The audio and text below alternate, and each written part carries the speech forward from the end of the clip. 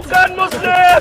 Janganlah kamu menggunakan kalimah Allah kerana semata-mata untuk kepentingan agamamu. Jika ada mana-mana pihak menggunakan kalimah Allah sewenang-wenangnya dan bertentangan dengan keputusan mahkamah dan perlembagaan negara, kita juga akan turut mengambil tindakan undang-undang selepas itu. Dan jangan ambil kesempatan menggunakan kalimah Allah ini untuk kepentingan agama kamu.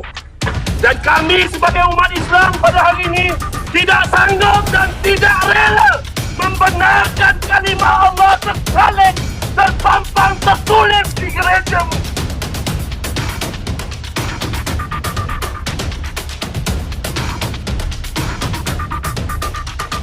Salam saudara-saudara yang diberkati oleh Tuhan. Berjumpa kembali bersama dengan saya di channel ini. Bagaimana kabar kita semua? Saya berdoa kabar kita selalu baik-baik saja. Amin. Dan diberkati oleh Tuhan. Teman-teman, apapun yang menjadi aktivitas kita sepanjang hari ini, kiranya diberkati Tuhan dengan melimpah-limpah. Amin. Baru-baru ini saya melihat viral di media. Banyak dari apologet Islam yang mengatakan bahwa tidak akan ada lagi perdebatan sepanjang orang-orang Kristen jangan memakai lagi nama Allah karena nama Allah hanyalah milik orang Islam, katanya. Nah, teman-teman, sebelumnya kita lihat dulu cuplikan berikut ini.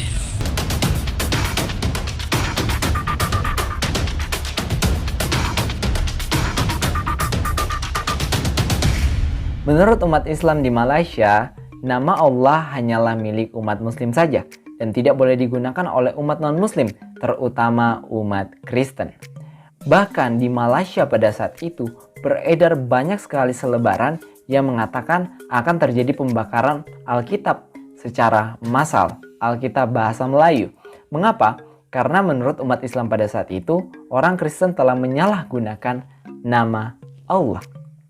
Jadi pertanyaannya, apakah umat Kristen boleh menggunakan nama Allah? Apakah nama Allah hanyalah milik umat Muslim saja? Dan siapa lebih dulu menggunakan nama Allah?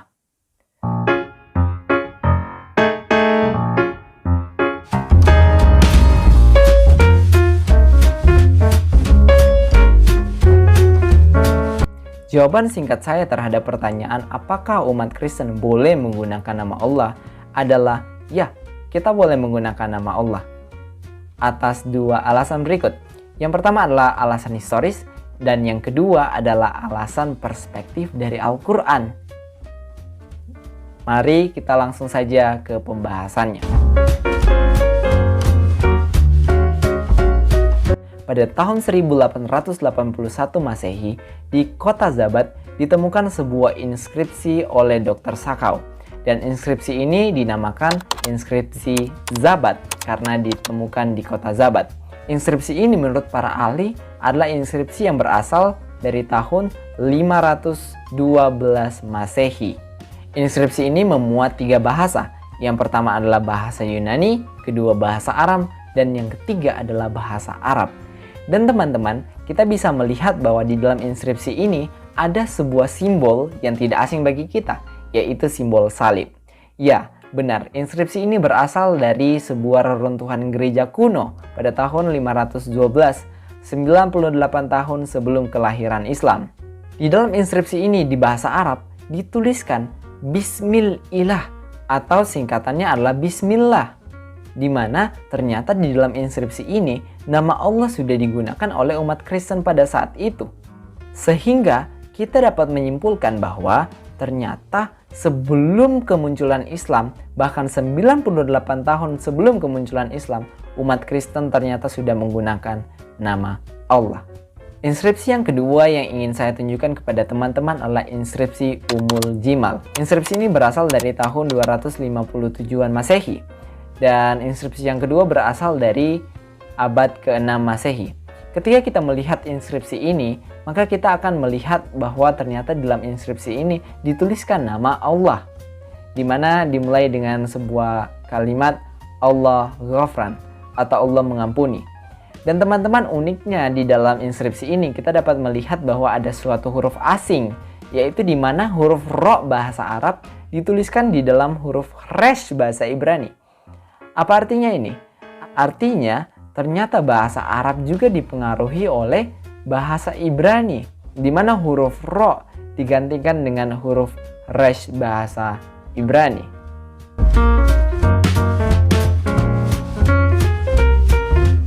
Jawaban yang kedua yang ingin saya sampaikan kepada teman-teman muslim yang melarang saya untuk menggunakan nama Allah adalah Anda bertentangan dengan Al-Quran.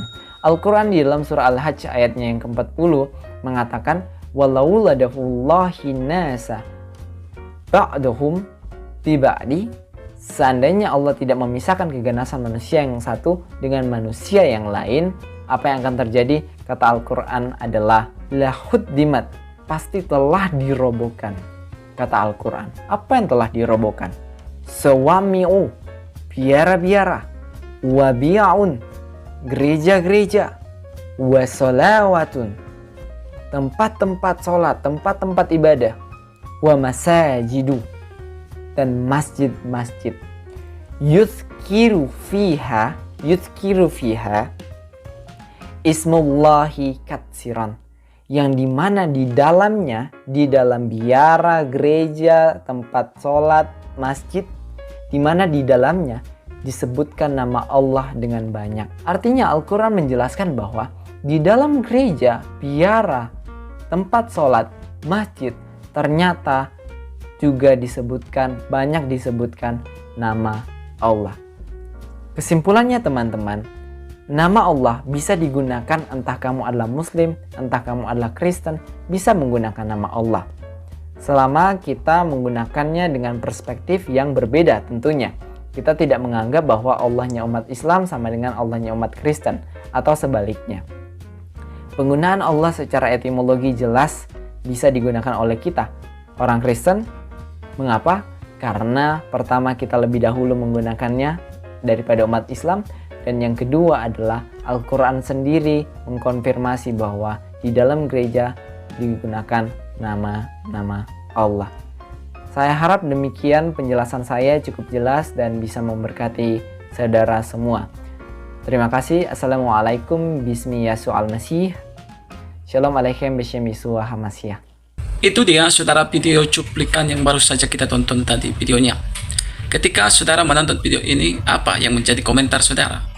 Dan kiranya saudara-saudara kita dari seberang yang selama ini yang melaporkan, bahkan yang menggugat dengan mengatakan bahwa akan melaporkan orang-orang Kristen yang memakai nama Allah, dan khususnya si Juma, khususnya juga Nora Aritona, dan juga Uni Ripa, dan bahkan banyak lagi dari oknum-oknum tertentu yang menyerang kekristenan, melarang orang Kristen menggunakan nama Allah, bahkan melarang mereka menggunakannya di gereja.